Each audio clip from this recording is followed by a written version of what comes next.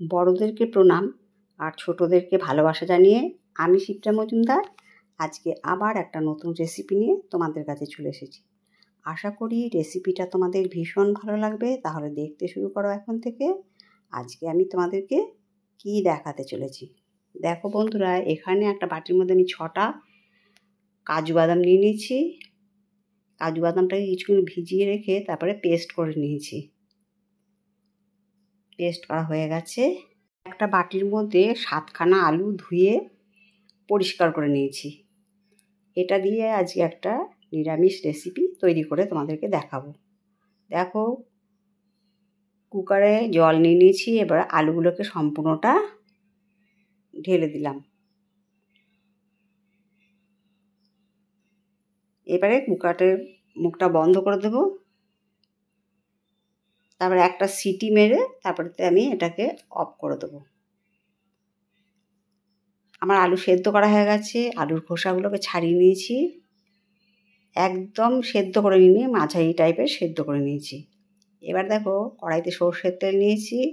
আজকে এই রান্নাটা সর্ষের তেল দিয়ে করব। এবার আলুগুলোকে সম্পূর্ণটা সর্ষের তেলের মধ্যে ছেড়ে দিচ্ছি। আজকে বন্ধুরা তোমাদেরকে একটা সম্পূর্ণ নিরামিষ আলুর দম রেসিপি তৈরি করে দেখাবো, যেটা ভাত, রুটি, পরোটা, ফ্রাইড রাইস, লুচি সব কিছুর সাথে খেতে ভীষণ ভালো লাগে। দেখো, আলুগুলো সম্পূর্ণ ছেড়ে দেওয়ার পরে 1 চামচ হলুদ আর 1 চামচ লবণ দিয়ে দিলাম। এবার লবণ হলুদটা দিয়ে ভালো করে ওপর নিচে নাড়িয়ে চাড়িয়ে এটাকে কিন্তু আমি সুন্দর করে ভেজে নেব। বেশ কিছুক্ষণ নাড়িয়ে চাড়িয়ে নিয়ে লাল লাল করে ভেজে নেব। উলট পালট করে নিয়ে এটাকে সুন্দর করে ভেজে নিতে হবে। বেশ কিছুক্ষণ নাড়িয়ে চাড়িয়ে দেখো এরকম লালচে করে আমি দেখো ভেজে নিয়েছি। এরপরে তেল ছেঁকে ছেঁকে একটা থালার মধ্যে আমি তুলে নেব। সম্পূর্ণ আলুটাকে এরকম তেল ছেঁকে তুলে নিতে হবে। এই আলুর দমটা রান্না করতে কিন্তু খুব বেশি তেলের প্রয়োজন হয় না। আমি মোট যেটুকু তেল দিয়েছিলাম সেই তেলটুকু দিয়েই আমি কিন্তু আজকের রেসিপিটা রান্না করব। এরপরে দেখো একটা গোটা কাঁচা লঙ্কা একটু ফাটিয়ে দিয়ে দিয়েছি। এবার দিয়ে দিলাম একটা ক্যাপসিকাম কেটে দিয়ে দিয়েছি একটু বড় বড় সাইজ করে, আর একটা টমেটো কেটে দিয়ে দিলাম। এটাও একটু বড় বড় সাইজ করে কেটে দিলাম। কেটে হালকা ভাজা করে নেব।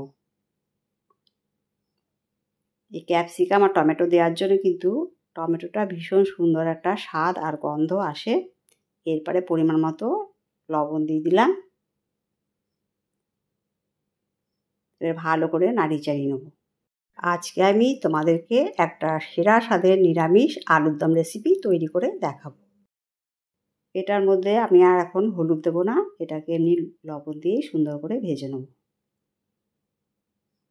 খুব বেশি ভাজার দরকার নেই, একটুখানি হাফ টার্ন করে ভেজে নিলেই হয়ে যাবে। তোমরা দেখে বুঝতে পারলে একদম কিন্তু পুরোটা আমি ভেজে নিইনি। বেশ কিছুক্ষণ নাড়াচাড়া করার পরে নামিয়ে নিলাম। দেখো, আলু, টমেটো আর ক্যাপসিকাম আমার ভাজা হয়ে গেছে। এবার যেইটুকু তেল ছিল তার মধ্যে আমি একটুখানি মৌরি ফোড়ন দিয়ে দিলাম। আর দিয়ে দিলাম একটুখানি আদা গ্রেট করে দিয়ে দিলাম। যে আদা আর মৌরির জন্য ভীষণ সুন্দর এই আলুর দমটাতে কিন্তু গন্ধ হয়। তারপর ভালো করে আদার সাথে মৌরিটাকে ভেজে নিলাম, যেন আদার গন্ধ না থাকে আর মৌরিটাও ভাজা হয়ে যায়। সেই পর্যায় পর্যন্ত আমি সুন্দর করে ভেজে নিলাম। এরপরে দিয়ে দিলাম 1 চামচ ঝাল লঙ্কার গুঁড়ো, 1 চামচ কাশ্মীরি লাল লঙ্কার গুঁড়ো আর 1 চামচ লবণ। আগে যেহেতু হাফ চামচ লবণ দিয়ে আমি আলুটাকে ভেজেছিলাম, তাই এখন 1 চামচ লবণ দিলাম। আর এখন এখানে হাফ চামচের মতন হলুদ দিয়ে দিলাম। দিয়ে মশলাটাকে ভালো করে কষিয়ে নিয়ে অল্প একটু জল দিয়ে দিলাম, যাতে না মশলাটা পুড়ে যায়। এবার ভালো করে কষিয়ে নেব। এবার বাটির মধ্যে একটুখানি দই নিয়ে নিয়েছি। দইটাকে একটুখানি ভালো করে ফেটিয়ে নিতে হবে, একদম স্মুথভাবে ফেটিয়ে নিতে হবে, যেন কোনো ডেলা ভাব না থাকে। এক হাতে ফাটাচ্ছি, যার জন্য একটুখানি অসুবিধা হচ্ছে। যাই হোক, দেখো ভালো করে ফেটিয়ে নিয়েছি, একদম স্মুথ হয়ে গেছে। এখন দইটা দেওয়ার পরে কিন্তু আঁচটা আমি একদম কম করে দিয়েছি, তা নাতে কিন্তু দইটা ফেটে যেতে পারে। দিয়ে এবার ভালো করে কষিয়ে নিতে হবে অনেকক্ষণ ধরে। দেখো দইটা দিয়ে ভালো করে কষানো হয়ে গেছে। এরপরে কাজু বাদামটা ফেটিয়ে রেখেছিলাম সেটাও দিয়ে দিলাম, আর মিক্সিং জারটা ধুয়ে একটুখানি জলও দিয়ে দিয়েছি। এবার ভালো করে কষিয়ে নিয়েছি। কাজু বাদাম আর দইটা যখন ভালো করে সুন্দর করে কষে যাবে সেই পর্যন্ত আমি কিন্তু ভালো মতন করে কষিয়ে নেবো, আঁচটা একদম কম করা অবস্থায়। তা নাতে কিন্তু কাজু বাদামটাও লেগে যাবে, পুড়ে যাবে, আর টক দইটা কিন্তু ফেটে যাবে। যাই হোক, সমস্ত যখন কষানো হয়ে গেল, এরপরে আমি ভাজা আলু, ক্যাপসিকাম আর টমেটোটাকে দিয়ে দিলাম। এই রেসিপিটা আমাদের বাড়িতে প্রায় হয়, কেননা এই নিরামিষ আলুর দম যে ক্যাপসিকাম টমেটো দিয়ে, এটা কিন্তু খেতে ভীষণ ভালো লাগে, যে কোনো কিছুর সাথে কিন্তু ভীষণ জমে যায়। আর ছোট থেকে বড় সবাই তো খেয়ে ভীষণ খুশি হয়। তাই বন্ধুরা, তোমাদেরকে রিকোয়েস্ট করছি, অবশ্যই একদিন বাড়িতে এইভাবে তোমরা নিরামিষ আলুর দম তৈরি করে নিও।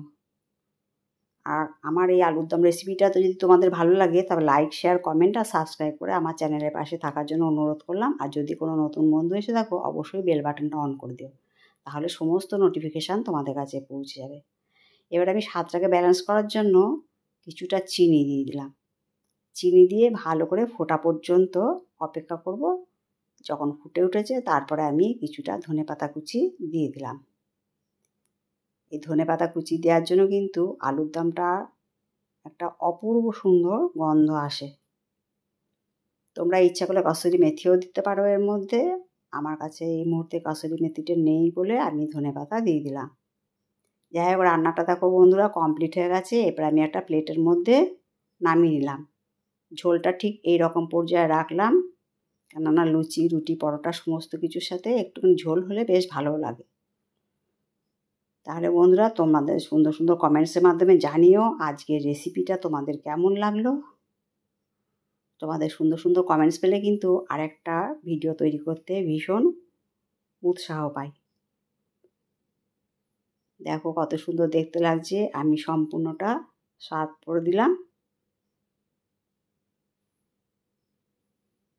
কালারটা কত সুন্দর হয়েছে, আর যেমন সুন্দর দেখতে তেমন সুন্দর টেস্ট। আশা করি তোমাদের ভালো লেগেছে। আমার কাছের দূরের বন্ধুরা আমার প্রাণ ভরা ভালোবাসা নিও। তাহলে বন্ধুরা, আজকে এই পর্যন্ত রাখলাম। অন্য কোনো দিন অন্য কোনো রেসিপিতে আবার দেখা হবে, কেমন? টাটা।